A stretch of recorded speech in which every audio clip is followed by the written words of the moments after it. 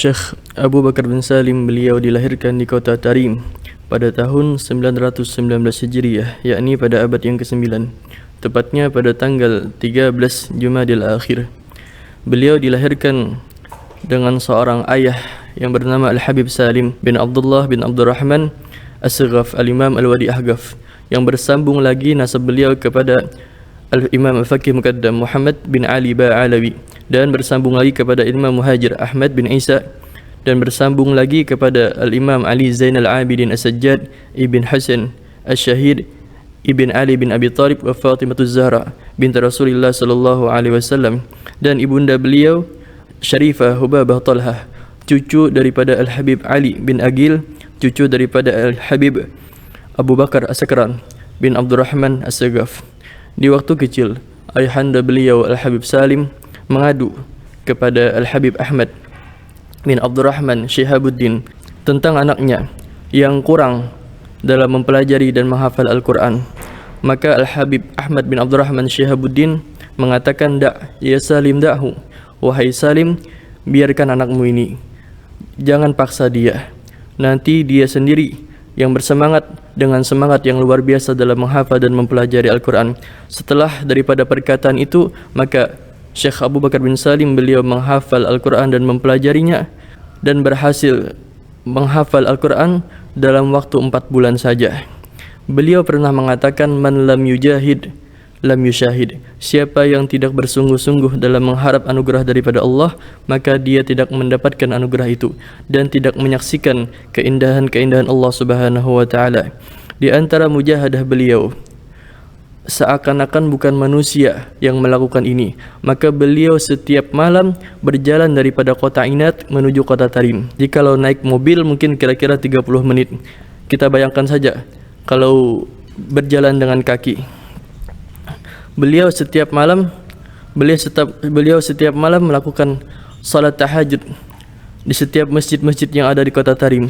Beliau juga mengisi daripada air yang ada di kamar mandi yang ada di masjid yang beliau datangin pada waktu itu, dan beliau juga mengisi daripada minuman di setiap jalan yang orang lain lewat pada jalan itu, dan begitu juga beliau mengisi daripada minuman buat hewan-hewan yang ada di sekitar itu.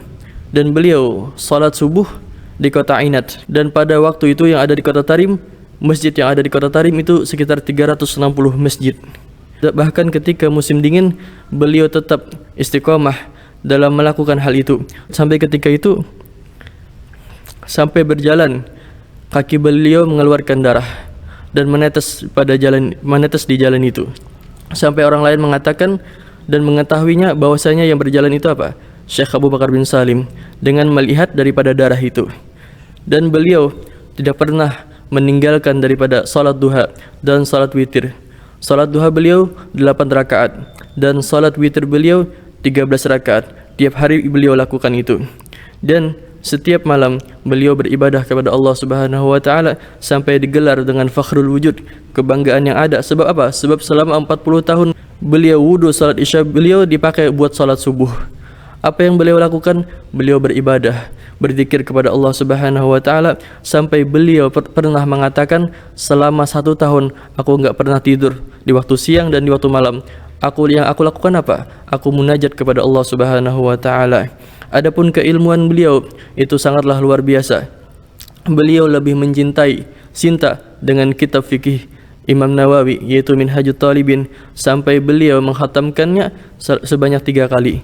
Dan beliau juga cinta kepada daripada kitab Ihya Ulumuddin Imam Ghazali, dan beliau menghatamkan selama hidup beliau itu sebanyak 40 kali.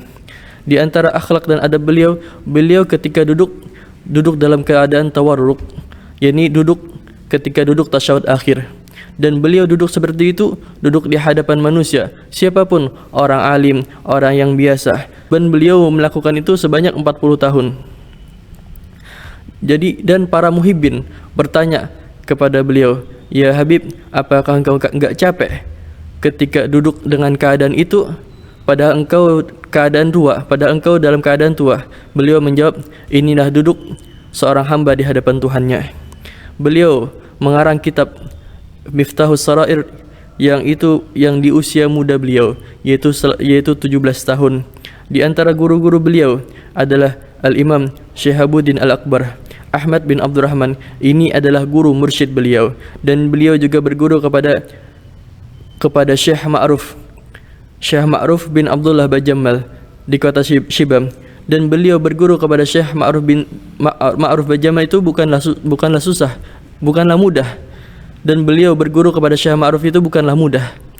Ketika beliau datang untuk menimba ilmu ke rumah beliau, maka beliau ditolak oleh Syekh Ma'ruf.